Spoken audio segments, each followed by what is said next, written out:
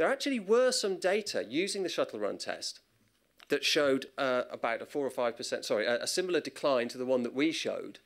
But they were up here in Liverpool, one of the most deprived areas.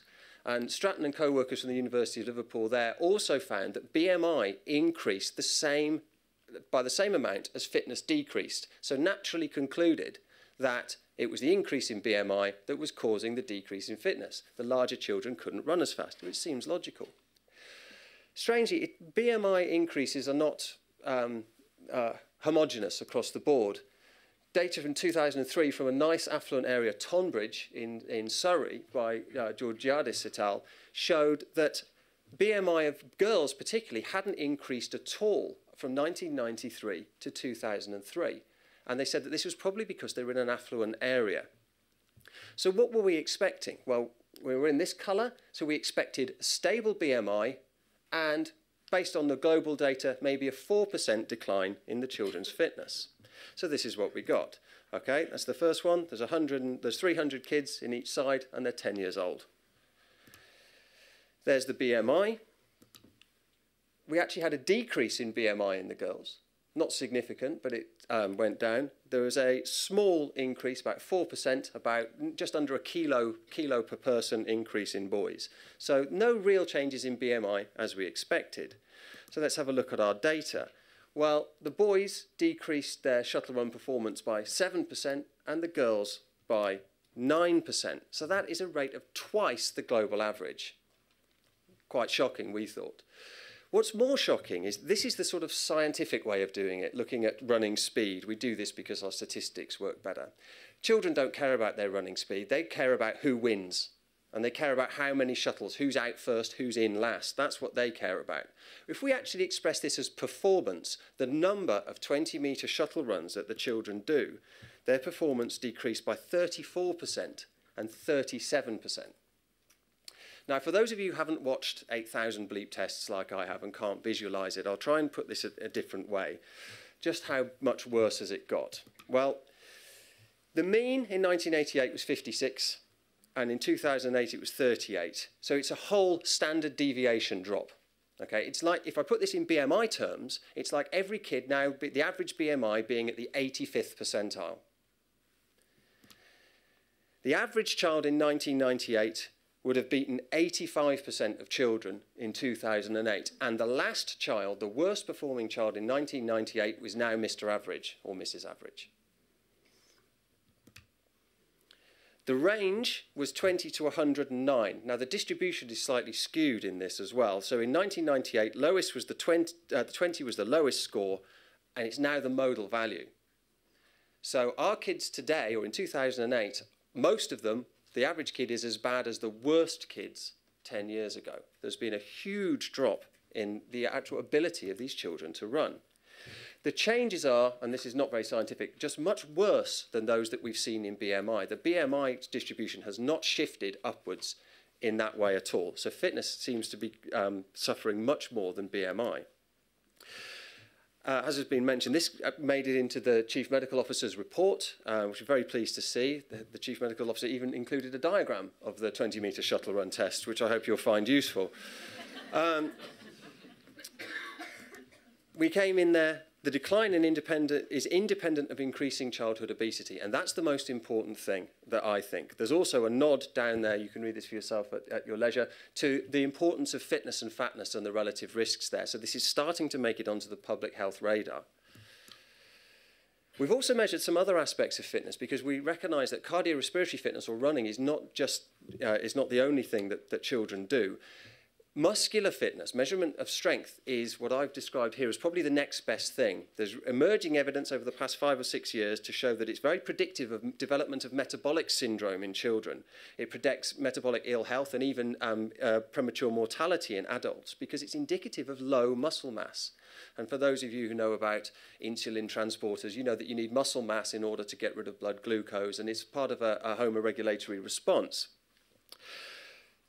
if you remember, there was the great article about big thighs being good for you in the papers not long ago from some Danish report. And it's simply a measurement of muscle mass. Large hips are also actually beneficial because they tend to indicate that you have good muscle mass, and this is good for your metabolic health. So we've also measured some strength. You see some of these numbers are rather familiar in a minute. This is hand grip. So they simply squeeze a hand grip dynamometer, have 3 goes and see how strong they are. Well, boys -9% and girls -7%. There's not many data to compare this with, but that's about double the rate of drop that we're seeing in countries like Spain. We measure sit-ups, how many sit-ups they can do in 30 seconds. Abdominal strength is a very good indicator of predictor of lower back pain, #1 reason for days off in the UK. Down by 28% in both sexes. This is also, in my mind, a measurement of how much pain children are willing to go through doing multiple sit-ups. And the answer is not much. They're a little bit soft. And this is the one that I find most worrying. The bent arm hang is when you just hang from a wall bar, okay, and you have to hold your weight for as long as possible. We had a 15% drop in the time that children could do it. Now, that's not particularly important. This is what I find more important and more shocking. There was a 20% increase in the number of children who could not hold their own body weight. You put them on the wall bars and they fall off again. There was also a huge increase in the kids who refused to do it. They looked at the wall bars as they were alien objects and said, I can't do that. I don't know if I can do it. I can't try. No, I won't try. I'm scared. They're scared to climb, scared to hold on to something. They're at 6 inches off the ground, but they actually refused to do it. They'd never done it before.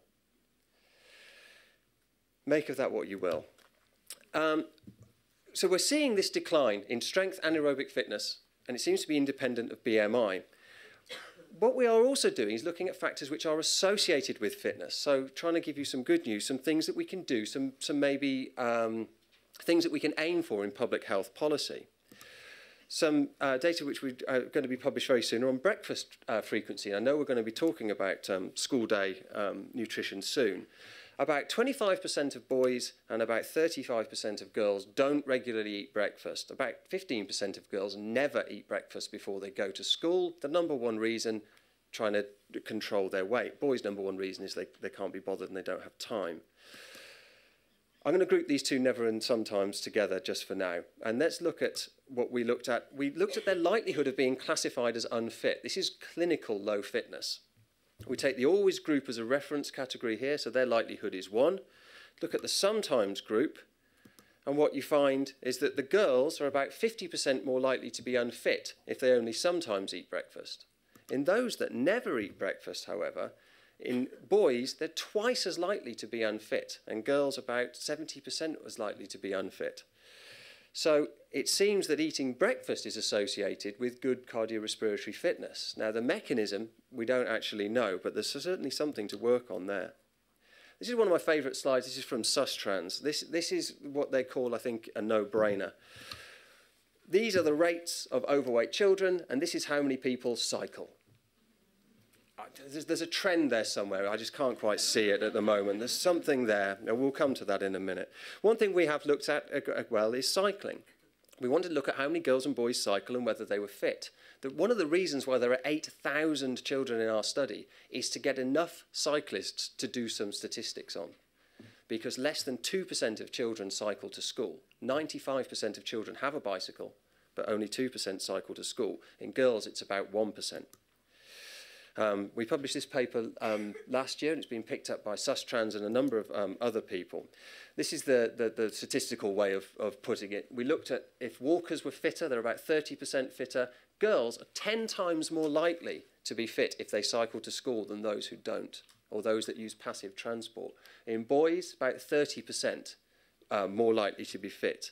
What we did find is when we looked at all the ways in which children travel to school, the cyclists are the fittest. They're fitter than the walkers, who are in turn about the same as the train and bus users. But the car users were the worst by a long time, by a long way. And interestingly, if we look at the distance and the type of places they live, the car users and the cyclists are the same group. 40% of car journeys to school are less than 1.5 miles. So, what can we conclude? Fitness is certainly an important health marker, and I'm trying to convince the world of this slowly. There's been a large and worrying decline in children's cardiorespiratory fitness, and that's the cardiorespiratory fitness, their shuttle running and their bleep test and their strength as well. And that this is independent of changes in BMI. And as Tam said, I'm going to upset some people now. There's a clear case for fitness testing in schools. They do it in Canada, they do it in much of Europe, they do it in America. And I've lost the thing. I must have decided not to upset you, sorry. We've missed this because of a preoccupation with body mass index. Okay, body mass index is now plateauing off, but fitness is probably still declining. Fitness, no matter what, is actually declining at a faster rate than BMI has ever been increasing. So we need to look at monitoring, more measurement, more research of children's fitness, as well as monitoring their BMI. So I'll thank you, and I'll take questions afterwards. I'd just like to thank the people who've made the research possible and all the schools who are involved.